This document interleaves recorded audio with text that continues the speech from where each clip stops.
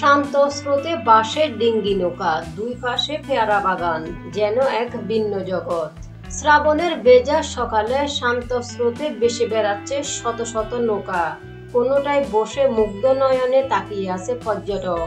জালকাঠির বিমরুলি যেন বর্ষাকালে জেগে ওঠা এক জলজ স্বর্গ। খাল জুড়ে সারি সারি নৌকা, আর সেই নৌকাতেই গড়ে ওঠা পেয়ারার হাট।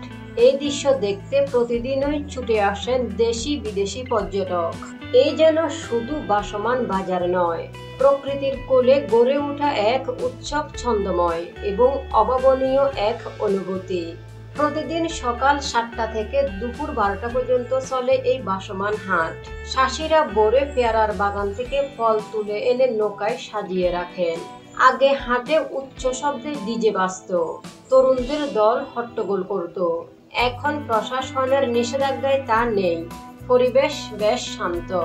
জালকাঠির বিমরুলি শুধু হাট নয়, বরং সবুজে মোড়ানো এক অনুভূতির নাম। খালের দুই পার থেকে শাখা নালার ভেতর ঢুকে পাওয়া যায় পেয়ারা গাছের সারি, গাছের ডালে ঝুলে থাকা ফাঁকা পেয়ারা, পানিতে ডিঙ্গি নৌকার প্রতিচ্ছবি, আর মাঝে মধ্যে শালিক পাখির ডাক। সব মিলিয়ে এক নির্মল অনুভব। তবে সবচেয়ে মোহনীয় অভিজ্ঞতা অপেক্ষা করে বাগানের গভীরে। সরু নালায় নৌকা নিয়ে ঢুকতে দুই পাশে গাছের ডাল এসে মাথার উপর ঝুঁকে পড়ে। ছোট ডিঙ্গি নৌকায় করে যখন একজন পর্যটক ঢুকে পড়েন সেই গহীন বাগানে, তখন চারপাশে শুধু সবুজ, পাখির শব্দ আর নিস্তব্ধতা। মনে হয় শহরের কোলাহল পেলে কোনো স্বর্গীয় জগতে প্রবেশ করেছেন। কেউ কেউ আবার বলেন এটি রাতারগুলের চেয়েও মন গড়া। জালকাঠি জেলার কৃষি বিভাগের তথ্য অনুযায়ী এই বছর 600 হেক্টর জমিতে পেয়ারা চাষ হয়েছে। প্রতি হেক্টরে উৎপাদন হয় প্রায় 10,000 কেজি পেয়ারা। ফলন কিছুটা কম হলেও দাম ভালো, প্রতি মণ বিক্রি হচ্ছে 800 থেকে 1200 টাকায়। পেয়ারা চাষী ভবেন্দ্রনাথ হাওলাদার বলেন, আমার 15 একর নিজস্ব বাগান আছে, তবে এবার ফলন তুলনামূলক বেশ কম হয়েছে, কিন্তু দাম মোটামুটি ভালো পাচ্ছি। জালকাঠি সদর উপজেলার নির্বাহী কর্মকর্তা ফারহানা ইয়াসমিন বলেন, স্থানীয় জনগণ, পর্যটক ও সচেতন মহলের অভিযোগের ভিত্তিতে আমরা ভাসমান বাজার ও বাগানের ভেতরে সাউন্ড সিস্টেম নিষিদ্ধ করেছি। পাশাপাশি বড় ট্রলারও ওই এলাকায় নিষিদ্ধ করেছি। স্থানীয় গ্রাম পুলিশ ও ইউপি সদস্য চেয়ারম্যানকে দায়িত্ব দেওয়া হয়েছে।